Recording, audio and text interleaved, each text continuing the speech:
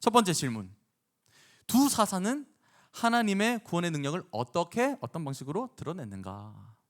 두 번째, 그렇다면 오늘 우리에게 보내주신 사사는 누구실까? 라는 질문을 가지고 오늘 이야기 한번 나눠보도록 하죠. 그리고 이번 사사기 시리즈는요, 목사님이 팀 켈러 목사님의 당신을 위한 사사기, 이 책의 내용과 흐름을 좀 참고했어요. 네, 알아두시면 좋겠습니다. 네, 평화로운 나날들이 이스라엘에 계속 이어졌어요. 어떻게까지 이야기하냐면요, 전쟁을 모르는 세대가 나왔다라고 할 만큼. 네, 그러나 이 평화의 끝에는 결국 백성들의 죄악이 있었습니다. 악을 행했고요, 우상 숭배를 했고요, 또 심각하게 타락했죠. 그렇게 된 이유는 뭘까요? 아까 말했죠, 사이클에 따르면 평화가 지속돼서 하나님을 잊어버렸기 때문에. 여러분, 당연하게도 하나님을 잊어버리면 죄에 빠지게 됩니다. 죄에 빠지게 돼요. 그 잊어버렸다는 뜻이 건망증이나 뭐 물건을 어디다 뒀던 걸 잊어버린 그런 게 아니에요, 여러분. 여기서 말하는 잊어버렸다, 이스라엘의 백성들이 하나님을 잊어버렸다라고 할 때 쓰였던 그 히브리어 원어를 보면요, 의도적으로 하나님을 무시했다, 하나님께 등을 돌렸다, 이렇게 되어 있습니다. 하나님이 아닌 자신의 눈에 보기 좋은 것들을 따랐어요. 인간적인 즐거움을 따랐어요. 그러다 결국 우상 숭배하며 타락하게 되어 버렸습니다. 자, 다음 단계가 뭐죠? 이처럼 악을 행한 이스라엘 백성들에게 하나님은 진노하세요. 그래서요, 이렇게 말씀하시는데요, 우리 같이 한번 읽어볼게요. 앞에 시작. 여호와께서 이스라엘에게 진노하사 그들을 메소보다미아 왕 구산 리사다임의 손에 파셨으므로 이스라엘 자손이 구산 리사다임을 8년 동안 섬겼더니. 아멘. 그들을요, 구산 리사다임의 손에 팔아버렸다라고 말씀하십니다. 사사기 사이클이 작동하고 있죠. 네, 하나님을 잊어버린 백성에게 하나님은 징계하셨어요. 근데 여러분, 이걸 아셔야 돼요. 하나님께서 이스라엘을 완전히 죽이고 파괴하고 멸망시키려고 이 이름 왜 이렇게 어려워? 이 구시에게 팔았을까요? 아니라는 거죠. 하나님은요, 이 백성들이 하나님을 기억하게 하기 위해서, 하나님을 부르짖게 하기 위해서 그렇게 하신 겁니다. 우리가 알아야 될 것, 우리의 고통은요, 하나님의 은혜다. 하나님의 은혜다. 만약에 하나님이 고통을 주지 않으셨으면 백성들 절대로 자신의 진짜 모습을 보지 못해요. 그러다 망했겠죠. 그러나 하나님이 고통을 주셨기 때문에 그것을 인지했고, 마침내 하나님, 우리를 불쌍히 여겨주세요 라고 부르짖게 된 거예요. 여러분 삶에 어려움과 고난, 역경이 있습니까? 그리고 그게 사실 내 죄 때문인 걸 아나요? 여러분, 그때가 바로 하나님께 부르짖을 때입니다. 지금 하나님께 엎드릴 때구나, 하나님께서 허락하신 거구나 기억하시면서 더욱더 하나님께 나아가시는 여러분 되기를 축복해요. 아멘. 아멘. 그렇게 이스라엘에 사사를 보내신 것처럼 하나님은 우리가 부르짖을 때 우리에게 구원을 허락하실 것입니다. 자, 다시 본문으로 돌아가서 사사기 사이클을 다시 기억해보죠. 부르짖음, 평화가 있었고 하나님 잊어버림이 있었고 징계가 있었고 부르짖음이 있었어요. 그 다음에 뭐죠? 구원자를 보내신다. 사사를 세우신다. 자, 본문의 9절이에요. 목사님이 읽어볼게요. 이스라엘 자손이 여호와께 부르짖음에 여호와께서 이스라엘 자손을 위한 한 구원자를 세워 그들을 구원하게 하시니 그는 곧 갈렙의 아우 그나스의 아들 온니엘이라. 온니엘. 이스라엘 백성들이 하나님께 부르짖자 하나님은 구원자를 보내셨어요. 그 구원자 이름은 온니엘. 하나님은 나의 힘이 되신다라는 아주 멋진 이름을 가진 사람이었습니다. 아주 멋진 용사였어요. 이 온니엘은요, 이 앞으로 등장할 모든 사사의 표준이 되는 그런 기준이 되는 그런 사람입니다. 용맹해요. 흠이 없어요. 그리고 정통성도 가지고 있잖아요. 그 이스라엘의 2인자 갈렙의 조카였습니다. 무엇보다 이 온니엘이 멋진 건요, 하나님의 능력으로 싸웠던 사람이라는 거예요. 여호와의 영이 그에게 임하셨으므로 그가 이스라엘 사사가 되어 나가서 싸울 때에 여호와께서 메소포타미아 왕 구산 리사다임을 그의 손에 넘겨주심에 온니엘의 손이 구산 리사다임을 이기니라. 하나님께 붙들린 사람이었죠.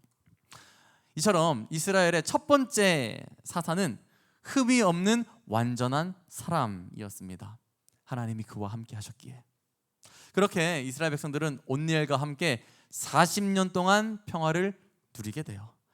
딱 온니엘이 죽기 전까지 평화를 누리게 됩니다. 그리고 이스라엘은 다시 사이클 속으로 들어가게 돼요. 사이클이 다시 도는 그 계기가 결국엔 백성들이 하나님 잊고 죄를 지었기 때문이잖아요. 자, 이번 사이클도 한번 보세요. 어떻게 시작됐는지. 12절 우리 같이 한번 읽어볼게요. 시작. 이스라엘 자손이 또 여호와의 목전에 악을 행하니라. 이스라엘 자손이 여호와의 목전에 악을 행함으로 여호와께서 모압 왕 에글론을 강성하게 하사 그들을 대적하게 하시매. 어쩜 이렇게 사이클이 딱 맞아떨어지는지 몰라요. 자, 죄를 지었어요. 하나님이 대적을 일으키십니다. 고통을 주세요. 이스라엘 백성들이 또 하나님을 잊고 범죄하자 이웃나라 모압의 왕 에글론이 이스라엘을 쳐들어오게 됩니다. 그래서 에글론은 무려 18년 동안이나 이스라엘을 지배하며 지독하게 괴롭혔어요. 자, 사이클대로라면 이제 징계가 있었죠. 그 다음 사이클 단계는 뭡니까? 괴롭힘 당했어요. 고난을 받았어요. 주님 저 못하겠습니다. 부르짖음이죠. 부르짖음. 맞아요. 부르짖음이 다시 한번 있게 되었어요.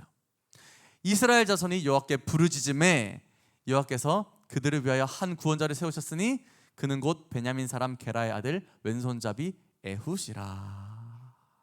하나님께서는 그 부르짖음에 또다시 응답하셔서 두 번째 사사 에훗을 세우게 됩니다. 자, 이번에는 에훗이 세워졌는데요. 이 에훗, 목사님 전에도 한번 들려준 적이 있죠. 에훗. 그는 첫 번째 사사인 온니엘과는 다른 점을 가지고 있었어요. 왼손잡이라는 특징이 있었습니다. 자, 오늘날 말하는 왼손잡이랑은 좀 느낌이 달라요. 이 왼손잡이라는, 이 당시의 왼손잡이라는 묘사는요, 오른손에 문제가 있어서 오른손을 쓰지 못하는 자라는 뜻을 가지고 있다고 말했었어요. 에훗은 불구였습니다. 장애가 있었어요. 천한 자로 여김받는 사람이었습니다. 그러나 하나님이 에훗을 주목하셨어요. 하나님이 그와 함께 하셨습니다. 자, 이 왼손잡이 에훗은요, 어느 날 이스라엘을 대표해서 모압의 에글론 왕에게 공물을 바치게 가게 됩니다. 그때 그는 옷 속에 허벅지, 오른쪽 허벅지에 칼을 숨기게 되었어요. 그렇게 공물을 전달하러 가는데 당연히 왕에게 가는 거니까 경비병이 있었겠죠. 그러나 경비병들은 그 누구도 이 불구인 사람을 제대로 검문해야겠다는 생각을 못했어요. 그래서 칼을 숨긴 채 통과하게 되죠. 그렇게 왕을 만나서 공물을 바친 후에 에훗은 왕에게 이렇게 말을 합니다. 왕이시여, 제가 드릴 말씀이 있습니다. 저와 따로 보시죠. 그래서 왕은 신하들을 다 물리고 다락방에 에훗과 독대를 하게 되는데요. 그때 왼손으로 오른쪽 허벅지에 있던 칼을 뽑아서 왕을 찔러 죽이게 돼요. 에훗이. 기습작전의 대성공이었죠. 그것이 시작으로 군대를 모아서 이 혼란한 모압을 틈타서 모압을 격파하고 에훗은 이스라엘의 80년간의 평화를 다시 가져오게 되었습니다. 사사기 사이클대로 평화가 또한 찾아왔죠. 이것이 하나님께서 이스라엘에게 주신 두 번째 사사를 통한 구원의 방식이었어요. 약한 자를 들어 쓰셔서 하나님의 놀라운 구원을 드러내셨죠. 여러분, 이렇듯이 하나님은 반드시 그 백성들 가운데 구원자를 세워서 백성을 구원하시는 구원의 하나님이시다. 아멘인가요? 아멘. 하나님 우리를 구원하시는 분입니다. 근데 여기까지만 보면 사사기가 매우 긍정적인 책처럼 보여요. 그죠? 언제나 부르짖기만 하면 구원해 주시고 그 구원자를 통해서 평화를 주시고. 네. 근데 실상은요, 그렇지 않아요. 그렇지 않아요. 사사기 사이클은요, 마치 계속 반복되는 것 같지만 그렇지 않습니다. 이렇게 앞에 그림을 보듯이 점점 아래를 향해서 나선형을 그리며 더 아래로 추락하는 형태의 사이클이에요. 더 아래로 내려가요. 점점 더 그들의 영적인 상태가 망가져요. 백성들의 죄악상, 갈수록 더 심해집니다. 한 사이클을 돌수록 더 형편없어져요. 상상도 하지 못하는 죄들이 벌어집니다.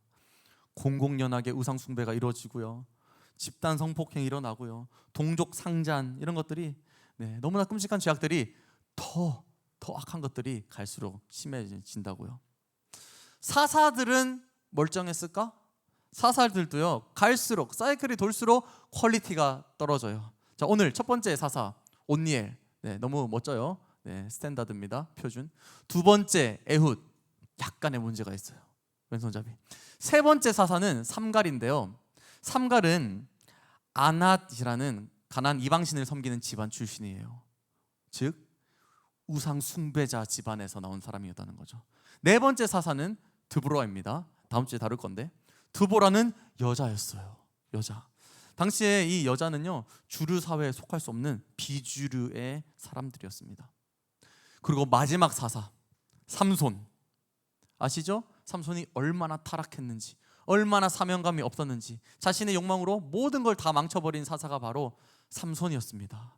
여러분, 이 사사기 사이클은요, 그냥 반복되는 게 아니에요. 더 아래로 내려가면서 반복되고 있어요. 자, 그렇다고 오늘 등장한 이 두 명의 사사 온니엘과 에훗은 뭐 그렇게까지 완벽한 사람이었을까요?